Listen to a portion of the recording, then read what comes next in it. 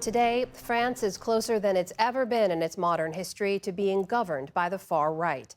Parliamentary elections that began on Sunday are the country's most consequential in decades and will have implications across Europe and the United States. Nick Schifrin is here with that story. Nick? Amna, the far-right National Rally received more than 10 million votes, double the number it has ever received before. Its longtime leader, Marine Le Pen, celebrated last night. It's a form of great emancipation for the people. They're taking back their freedom. They are determined to defend themselves against political powers that have hurt them, that weakened them, that ruined them. But France's parliamentary elections are two rounds, and today Le Pen's opponents, the New Popular Front, a left-wing coalition, and the party of French President Emmanuel Macron, could adjust their candidates and still have the possibility of blocking France's first far-right government since World War II. For more on this, we turn to Célia Belin, Senior Policy Fellow at the European Council on Foreign Relations. Célia Belin, thank you very much. Welcome to the NewsHour. Why did the National Rally do so well?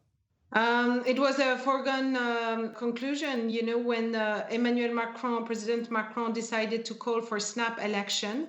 The National Rally had just come out of a great victory from its European elections. The reality is that the National Rally has been gaining strength very much over the past 2 years, mostly because a larger part of France is agreeing on the substance with them.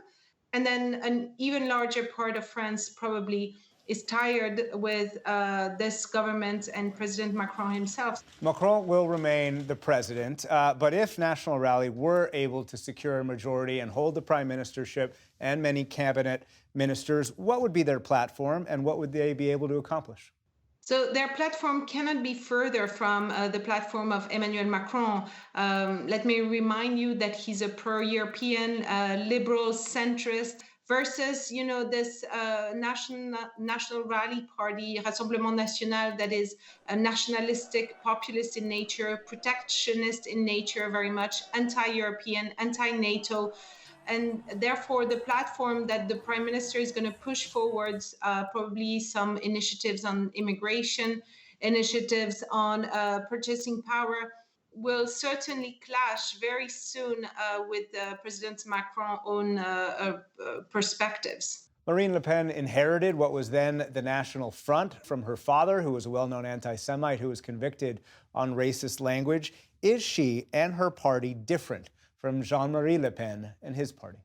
They are different in one way. Marine Le Pen has made the decisions years ago, already 15 years ago, that she wanted to de-demonize her party, to make it appear, at least on the surface, like a regular mainstream, albeit radical right party, but someone that could be in a position to govern at some point. However, her ideology, the content of her policies, those have not changed. She's still pushing forwards, anti-immigration, anti-foreigner policies. She's still fundamentally anti-European, anti-American as well, I must say. Her platform remained this nationalistic, populist, radical right platform. Explain the mechanics of what to Americans might seem a complex process for this second round. Could Le Pen and the National Rally still be blocked from a parliamentary majority? In this election, you can either win in the first round if you are above 50% of the vote immediately, or you make it to the second round, which usually is two adversaries fighting each other, sometimes three.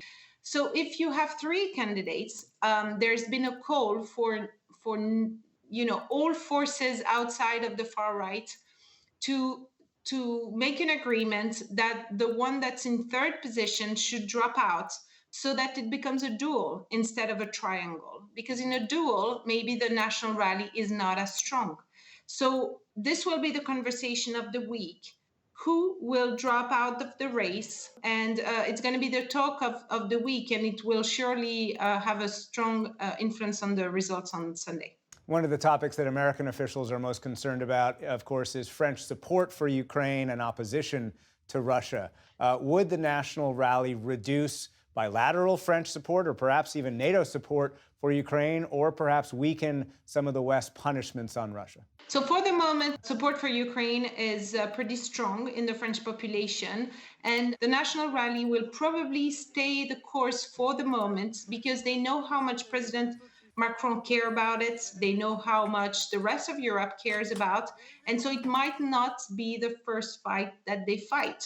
And they may want to wait out to see whether, President Trump makes it back into the White House, and maybe he'll be the one imposing a change on Ukraine policy to the transatlantic allies. And in that case, the far right National Rally will be more than happy to join him into pushing negotiations, lifting sanctions, and eventually maybe even returning to relationships with Russia.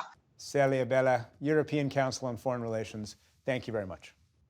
Thank you.